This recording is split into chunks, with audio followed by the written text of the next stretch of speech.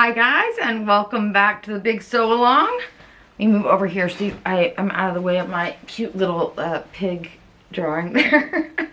I am Ginny, and today is a Friday Sews. First of all, let me just say thank you to everybody for returning. Thanks for spending time with me. I really appreciate it. If you're new here, welcome. Please feel free to leave comments below whenever you like. Today is a Friday Sews, which means we're going to talk about some life and some sewing. Before I get to either of those, I wanted to share a couple of things with you. A couple of weeks ago, one of our viewers, and I'm going to say, I think her name is Michal Montgomery, asked if I had made the Style Arc Astoria dress, which is this one here, because they were stuck and they needed a little help. I have not made this dress and I don't have this pattern. But I thought I would ask you guys, if any of you guys have made this dress, if you can help Michal out. Maybe you could leave her, tag her in a comment below. I will leave her name in the comments here so you know who you're looking for. Also, another one of our viewers, Catherine from Down Under, has her own YouTube channel now called So Much Sewing. She's been really sweet to mention me like a couple of times in her videos, so I really appreciate that, Catherine. Thank you very much. But I also just wanted to let you guys know she has a lot of really great content, so if you have a minute, go check her out. I'll leave a link to her channel below. I will say, like I said, I said down. I can't remember if Catherine is actually from I think she's from New Zealand or Australia. I know that if you're in that part of the world, you can probably tell the difference by your accents, but I can't. I'm pretty sure she's from New Zealand though. Anyways, I can't remember now, in one of her videos she says that the reason she started making her own wardrobe is because I can't remember if she says one stone or two, but we'll just say one for example. She says that she lost a stone. And I was like, you know what? That's a term I hear all the time in British people or people from Australia, or maybe even Canadians. Do Canadians say a stone? Anyways, I didn't know how much it was. And I was like, it's kind of like a fortnight. It's one of those words you hear a lot, but you don't really know what it means. So just so you know, I looked it up, and a stone is apparently roughly 14 pounds, which is pretty awesome. So good job, Catherine, and thanks for making me look that up, because now I know what I'm hearing when people say they've lost a stone. Okay. Aside from that, what else? So in terms of life, you guys who've been here before will probably remember that my husband and I bought this house back in the late spring, early summer. We moved here in, I think, the first week of June, the last week of May, the first week of June. And we have slowly been like getting some new furnishings, getting some things done around the house. We're going to do a big renovation on the kitchen here probably in the spring, but meanwhile we're getting things little by little. We ordered a new bed. I think I ordered the bed right after we bought the house, so back in May or maybe June.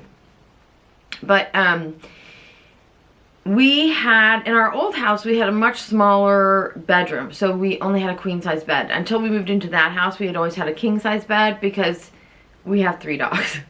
And of course, they all want to be in the bed. So, so when we moved here, we decided we would go back to a king size bed because we have room. So I ordered a new bed and a new mattress, and we waited and waited and waited. Our bed was supposed to get here in the first week of September. It was delayed. It was delayed again. It was delayed again. It finally arrived last week, and I was super excited to have it. I'm just going to say, I did measure. I swear I measured the entranceway to my stairwell. But the guys came to deliver it and they could not get the headboard up the stairwell. It was just barely, the opening was just barely too small to get the headboard through. So I spent a fair amount on this bed. It was a big splurge for me.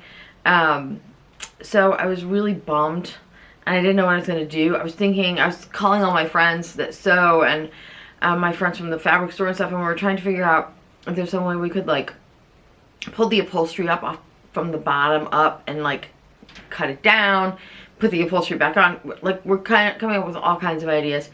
And my husband called the contractor that does a lot of work for, not a lot of work, he's done all the work that we've had in any house. It's been the same person, and he came over and looked at it, and he was like, oh yeah, we can just take a little piece of the drywall out of your ceiling and it'll go right up. And I was like, oh, I never would have thought of that. I never would have thought of that. I was trying to come up with ways to dismantle the headboard and then reassemble it back up. Anyways, so after waiting for 6 months, having drywall cut out of my ceiling and put back together and repainted, our bed is now in the bedroom. And I'll show you a picture right here. It's not a very good picture because our bedroom does not have very good light, and we haven't done much else in that room yet. But I just wanted you guys to see how Claude is now enjoying his new bed. Yeah, that was about 30 seconds after I got the bed made. Aside from that, the other thing that's kind of sewing related, and happened this week, is you guys will probably remember, like maybe a month or so ago, Karen and I were having this conversation about irons. My Oliso iron stopped working, or the steamer function button stopped working. And so Karen and I both decided to get the Singer Making the Cut iron. And I will say that that iron, for the price, is a good iron. It has really good steam. Unfortunately, my steam button quit again. I mean, you can push it in, but it won't come back out. The only way you can get it to come back out is by like banging on it with the scissors or something, and I can't do that every single time I press the steamer button. Aside from that, and probably a bigger issue, is I dropped it. It didn't hit the floor, but it hit my wall on the way down, and before I caught it, and my walls are concrete, so it dented the tip of the iron. That's the only thing it did to it, but now it snags stuff. So I have once again destroyed another iron. This time I ordered the Rowenta, what's it called? The Rowenta Perfect Steam Pro. And I just got it yesterday. It's nice because it holds a ton of water. I really like the steam button because it's underneath the handle. There's nothing to push down like this. You just lift up a little thing. So I'm hoping that this one lasts me, because this is the third iron I've had this year. No, it's actually the fourth, because the first one was the one I had back at my old house that I broke before we moved. So I'm really, especially this one was expensive. This thing is like, I think I got it I bought it from Williams Sonoma, because if something does go wrong with it, I wanted to just be able to drive it over there and return it. But I think it was $350. So anyways, so far I really like it. The steam is really, really good. It does have a funky kind of smell, but I think that's just because it's new. We'll see. Okay, now for some sewing. Let's start with what I'm wearing today. Today I am wearing, this is Burda 6476. I just got this pattern recently. I did not make this. I was supposed to be making this for Haberman Fabrics, the store where I work. Was going to use this as a display piece in the store. And they needed it for a function the week that I was sick. So my friend Susan took the fabric and the pattern home and made it for me, which was very nice. I'll show you a couple pictures here. Also, I am wearing in this picture a pair of pants from Rundholz, the designer Rundholz out of Germany. And I really love these pants. And I got these pants secondhand, so I didn't pay like the $400 or $500 that they would have cost. But I really wanted to make a pair of pants like these, so I found this other Burda pattern Burda 6358. And I have been working on those for this last week. I'm not quite finished with them. I'm going to show you some pictures of me in them here so you can kind of compare the two. The Rundholz pants are actually made out of a very lightweight, kind of a creepy, not a creepy, like a piqué kind of knit, only very, very lightweight, which I didn't know when I ordered them, but it doesn't really matter. I like them anyway. The pants I made, though, the Burda pants, I made in a woven fabric. This is called a cotton grunge or grunge cotton. I got this from Lataf Fabrics. It's a Japanese fabric. And it's a little bit stiff and crispy. I thought that would be good with these pants, and I'm not 100% sure, but I think they came out pretty well. I'm pretty happy with them. I did have to change the waistband because the Burda waistband is like a 1.5 or 2 inch wide curved waistband, and I really didn't like that. I just don't like the way that fits on my body because my waist doesn't curve in it very much, not enough for a curved waistband. So I just replaced that with a straight waistband, and I also raised the rise on these pants 2 inches because they are, the original pants, the Rundholz pants, really sit at your waist, and the Burda pants are meant to sit like much lower than that. So I raised the waist 2 inches, which I think is pretty good.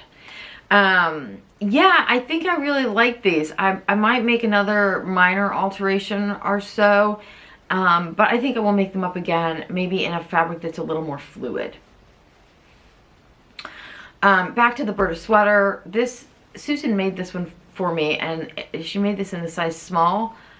It fits me. I think it fits pretty well. I don't think I would change a thing about it. I have this pattern, and I have some fabric, so I think I'll make it again because I've been wearing it all day, and I really love it.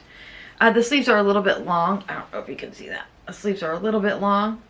That doesn't bother me, but just for reference, if you don't like that, you may want to check the length of the sleeves. Okay. The other thing I made was this. What is it called? It is called the tie blouse and dress from the Maker's Atelier. This is it here. I cut this in a size 12. Now, in Maker's Atelier, according to their chart, I should be a size 12. But sometimes in their stuff it has more ease than other times, and I can wear a 10. In this one, I feel like I could have worn a 10. It's plenty roomy in the body, and the shoulders are sitting a little off my shoulder, which in this particular dress, I think I would like it better if the shoulder was more fitted. I also made this the long length, the dress length, and I don't know what I was thinking. I thought it was too long, and so I was going to shorten it, and then I think I just decided to make it like a tunic length. I'm kind of sorry I did that because I would have liked it to be just below my knees so I could wear it as a dress. But anyways, it's still super cute. This fabric is a rayon challis I've shown you guys before, and it's from Stone Mountain and Daughter, and I got that in the spring, maybe? I can't remember. But anyways, the pattern sews up really well. There's absolutely nothing wrong with it. Just check the size because you could potentially go down a size if you're making that. And the last thing I made was my Linda Love dress that we were working on the last couple of videos. This one I made in a China silk, and I also made myself a matching silk chiffon slip to go underneath. And I love this one, although I have to tell you that it's too cold to wear this now. So I'll be breaking that out again in the spring, but I'm glad I made it. I really love it. And I feel like I feel like I have to make something else with that Linda Love dress pattern we made. I think the next thing is going to be the tabard, or we talked about this last week. I'm just going to call it a tabard because I can't remember now. The little jumper thing, sleeveless. I think that would be the next thing we do with that pattern. Alright guys, that is it for me this week. As always, I thank you very, very much for stopping by, for liking, for subscribing, for leaving comments. All that stuff is really, really important to me, and I really appreciate it. Thank you so very much. Until next week, happy sewing.